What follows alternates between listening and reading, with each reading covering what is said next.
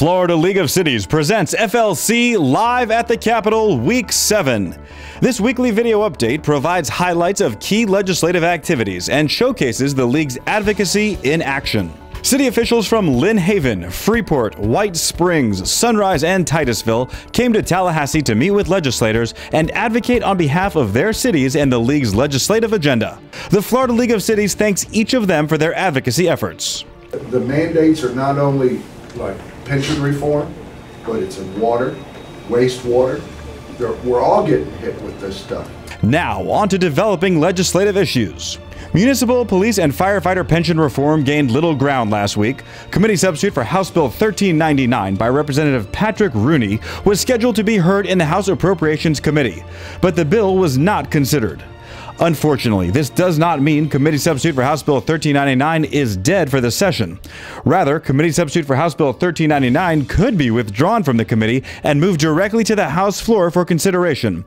Or, because committee substitute for Senate Bill 458 has passed the Senate, it could be heard on the House floor as well. In its current form, the League does not support these bills because they lock in the 1999 level of benefits and allow the legislature to dictate pension benefit levels for cities, rather than allowing cities and police fire unions to collectively bargain pension benefit levels. Many cities provided unsustainably high pension benefit levels in 1999.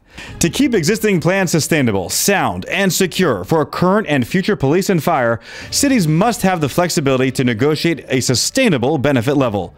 The bill, as passed, prevents this from occurring. Both bills also remove from law the statutory basis for the current Department of Management Services interpretation on the use of insurance premium tax revenues. The current DMS interpretation provides cities and police fire unions for the first time since 1999 with the needed flexibility to collectively bargain pension benefit levels and use of insurance premium tax revenues for these benefits.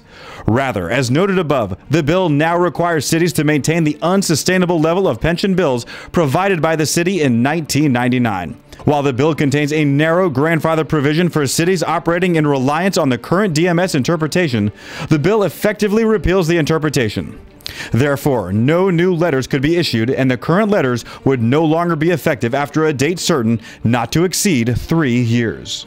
These bills do not represent meaningful pension reform, but rather a victory for police and fire unions.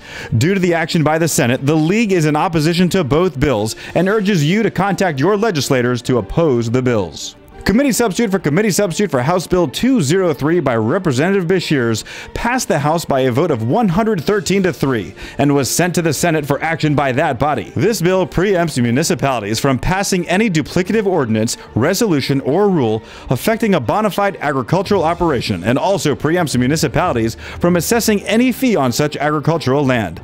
The League opposes this bill. Committee substitute for Senate Bill 1684 by Senator Thad Altman passed the Senate Appropriations Subcommittee on General Government and is now in the Senate Appropriations Committee.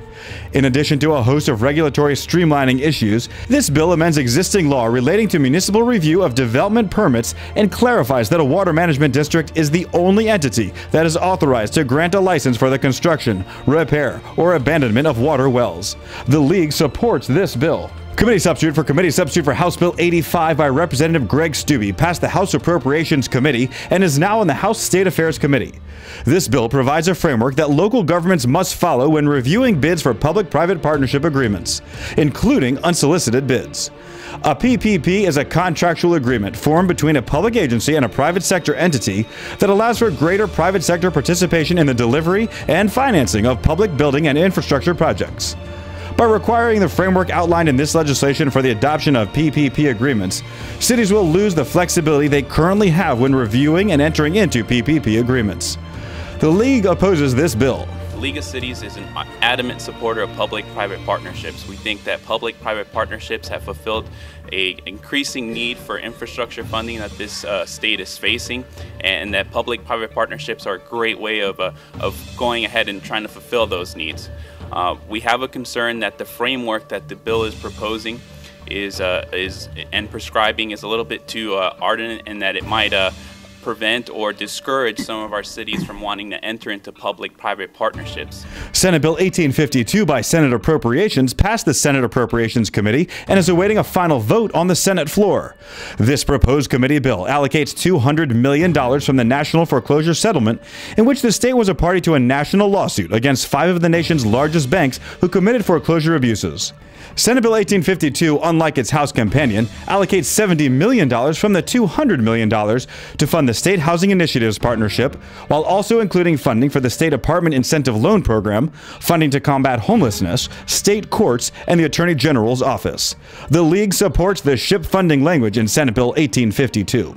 The League will continue to encourage cities to adopt a resolution supporting common sense pension reforms that safeguard local pensions and protect taxpayers. Draft resolutions are available on the League's website in the Pension Reform Toolkit.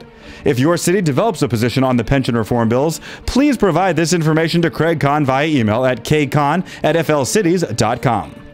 For additional information on municipal issues, call the League office, read the legislative bulletin, or visit our website at www.flcities.com. Thank you for tuning in to this edition of FLC Live at the Capitol. Remember, successful advocacy starts with you.